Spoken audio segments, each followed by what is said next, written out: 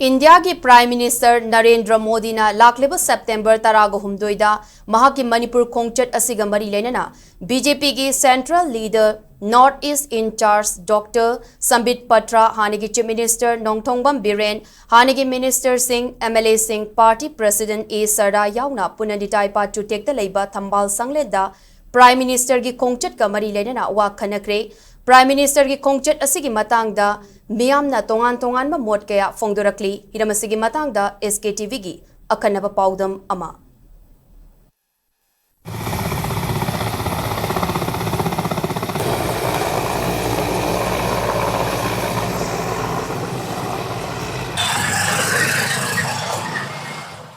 Lagliba thangje numit September ki tang 13 da Manipur da lakatoriba India ki Prime Minister Narendra Modi ki Khongchat asi lamdam asida English singa ni ga kun ga humdoi ki me ki tang ahum dagi thokliba irang asi ki matungda ihan han ba Khongchat oigadoribani Khongchat asina Churachandpur ki Peace Ground da mioi lising mapan tin gani haina panari amadi lamdam asi ki puari ga sagonari ba Kangla da mioi lising 15 rom tillaba yai haina panari Khongchat asi mawinana Imphal gi akoibada numit kharani gi mamangdagi akan mamong da section thorang lokhatpa lambi lamkhang sit sengba machu mamen taibana singba semjin sajin bagi thabak chathari tawbatabu numit asida tampaki lal hulup taret na punsinduna semba korkomna Prime Minister Narendra Modi ki Khongchat asipu boycott tawduna Manipur pumbada shutdown lok thokre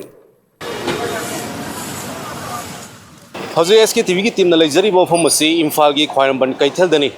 prime minister Narendra Modi की मणिपुर दा लाकतोरिब खोंगसिर सिगा मरी लेनना मियाम की पुंगदा करी खल्ली अमदी करी फाउरी हाइबदु खमिनबगी तंजादु लोंमिनसे यही एनरोमजी वान ले लेबा अदर लालो शलो यु मी सिरी में आबिसा इशु सिरी में आबि नुवाइते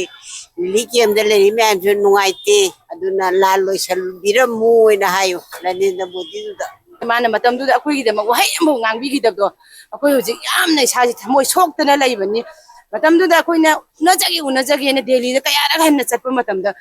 उनबगी मतम दि लाइ पिबिबदि लाइ देन अखोई गिदमक्ता वा ngang चिन पांदे ना पांदे हन माने लैगिबो याम थिना वारौ अखोई दि हुजि aduna ma la ku sida koi kasu nungai ba phaude sahi ani hela balan se ma wa ma chet am thongang gi dab ko adu bi khallaga ti yaning de ba mala ku prajamiyam motji ma matam kui ne neglect to yena thawai nungai tubam dire nei bani adu mana kadi hairam gi hadu tar ga di koi khangungam nakal ani ma ki khalli hai ba man utpan change ha natra di mana amurom dana koi changba ya de na bapar zone ne thamme adigi koi lam manungda tatuzun thingi ba adigi koi gi chief minister na chingma na chatana ba adigi koi gi chief minister yaudna Churachandpur da home minister ga unaba asini sumu bayam singdi tasengmuti praja amoina koi kari nuhai bo hangam koi wakhan da khalle Prime Minister na lakpi da bagi ni hai tare hai di moina ngalingai da lakpi ramagadi yam laina solve to ngam ba problem ni hai tare ada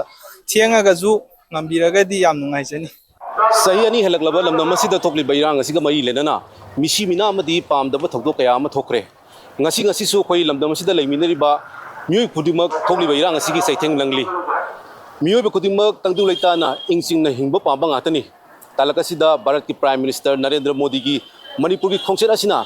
Manipur asi kari karamba mayonda pugodori bano habudi haji khapa tamangamdri adubu miyam nadi santi hajilak pami hiram asigi matangda SKTV dongta pagdom jariba video journalist Benson Nongthomom amodi chingkhai moirangsa khwairam ban kaithel Imphal